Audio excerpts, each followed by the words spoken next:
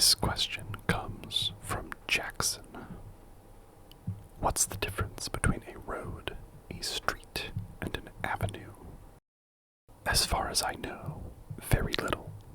It seems that in urban design, towns and cities are free to name their roadways however they'd like. Technically, each of those are types of thoroughfare, the broad term for primary passage or way of transport. Also technically, an avenue is a type of road. The distinction between all three of those you suggested and the many, many more used for addresses the world over is probably up to the post office of the region you're in. Here in the US, we've got parkways, boulevards, circles, highways, alleys, and more in addition to the ones you mentioned. By the official definition, a road is used for the movement of traffic. Thoroughfares that get people from point A to point B, like highways, are roads. Streets are for local access and are characterized by pedestrian crossings, sidewalks, and direct entrances to stores. I guess if you can turn straight into the parking lot of a shop, that was a street you were on. If you have to turn onto another roadway and then into a parking lot, that was a road you were on. Thoroughfares that combine the elements for both a road and a street are called stroads, a portmanteau of street and road. These types of thoroughfare are everywhere in America, especially in places with suburban sprawl. So yeah, that's the difference between a road and a street. Everything else is just in the name. Thank you so much for that question. This next question comes from Drakeon. How many time zones are there? Oh man, way more than you'd think. Let's start off with a series of time zones that aren't used all that much, nautical time zones. These time zones are used by ships at sea and are not based on the countries of the world and where they've decided to be time zone-wise, but are instead based on lines of longitude and precise measurement. However, most ships today use whichever time zone they happen to be in as their local time, with nautical time zones only really being used for radio communication. The current global standard for time zones is Coordinated Universal Time, or UTC. This replaced Greenwich Mean Time some time ago, all the way back in 1972. Starting from the prime meridian, UTC 0, there are a series of 11 time zone bands that go 11 hours higher and another 11 that go 11 hours lower than UTC 0, wrapping around the globe. Finally, there is a split band all the way on the other side of the globe that is 1/2 12 higher and 1/2 12 lower. This is the international date line. And you'd think it'd be that easy, right? 24 hours in a day, 24 time zones, 25 if we count both sides of the date line. But no, it can't be that easy. Daylight savings time messes with this a little, as some parts of the world observe it and others don't. This makes certain time zone bands split, as one part of it, say US Mountain Time, changes for daylight savings time, while another part of it, the US state of Arizona, does not. However, these odd changes or inconsistencies aren't considered wholly new time zones. The really weird ones are the partial time changes. There are 8 time zones that split the difference between the two time zones to their east and west, and adjust an extra half hour up or down. But wait, there are 3 time zones that aren't necessarily evenly divided between 2 time zones, and still want to be more accurately offset.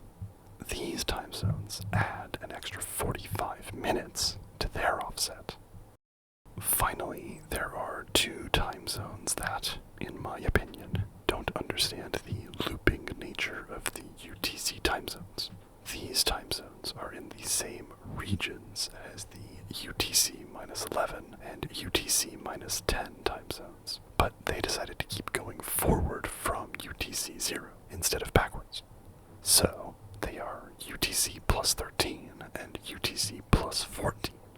The time of day ends up being the same for their counterpart time zones, they're just on different days. This makes a total of 38 different UTC time zones. It's possible there are other time zones out there that are not tracked by the UTC, but I do not know how to find those. I was going to end this segment by listing off all of the time zones, but they don't all have fun names like we do for them here in the US.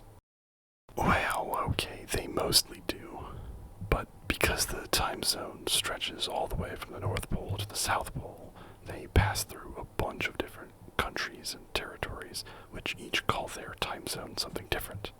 For example, there are 13 different names for UTC minus 3.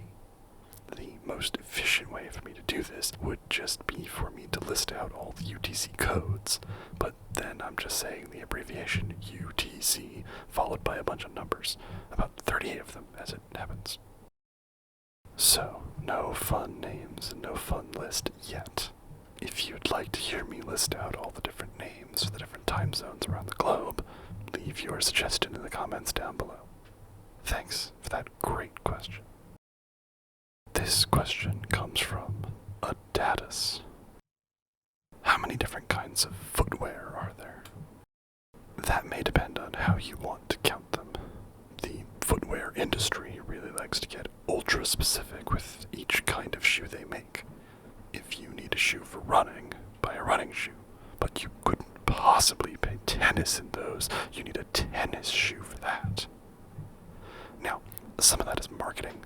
Obviously, these companies just want you to spend more of your money on shoes for specific tasks and sports and the like. But having played a fair number of sports in my youth, I can tell you that certain sports do actually need different shoes than others.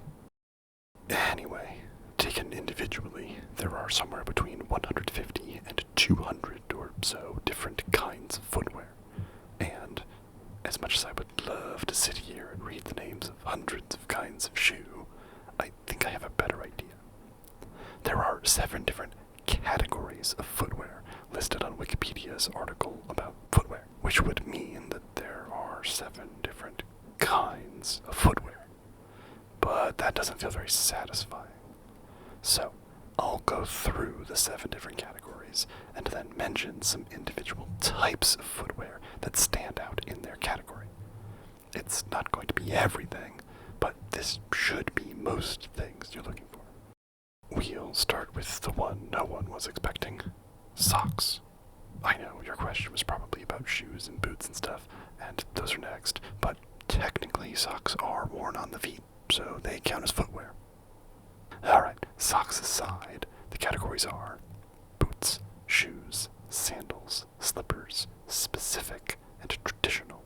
Slippers are a pretty easy category to start with, as there are really only 2 kinds: open heel and closed heel. Sandals are very similar. While there are a few more types listed here, most sandals appear to look and be made roughly the same way. The 2 standouts to me are flip-flops or thongs, which have a particular look, and slides, which have their own very particular look. Let's talk boots next.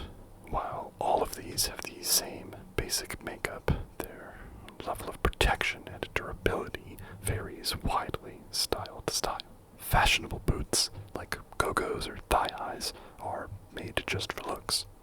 Hiking boots, cowboy boots, and riding boots are made for the rugged environments of the outdoors. Mucklucks, waders, and Wellingtons, or rain boots, are designed to keep your feet and legs dry and warm in the ice, snow, and or water. Traditional footwear appears to be an odd category. Most of the footwear in here is out of style, at least for the most part, so you might also call this category the historic footwear. Anyway, this includes a parka from the Pyrenees, bast shoes from Northern Europe, Krakow from Poland, Kalesh from Iran, Gita and Tabi both from Japan,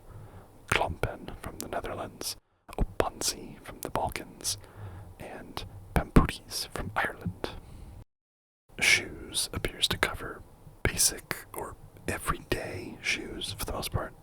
These are things like athletic shoes or trainers or sneakers, depending on where you're from. What I would call dress shoes.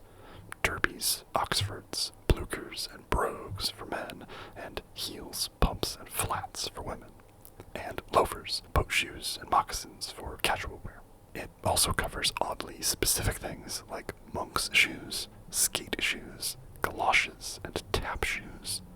High tops and toe shoes also make an appearance in this list.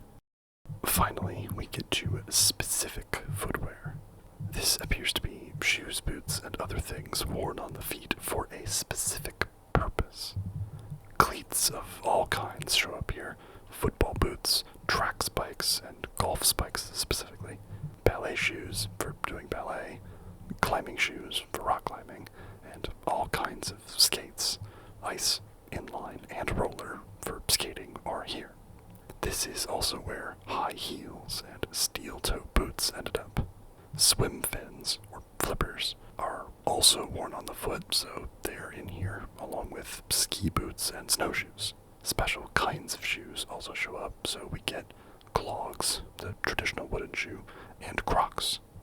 Finally, and perhaps most oddly in this list of modern footwear, is the sabaton, the foot part of a medieval suit of armor.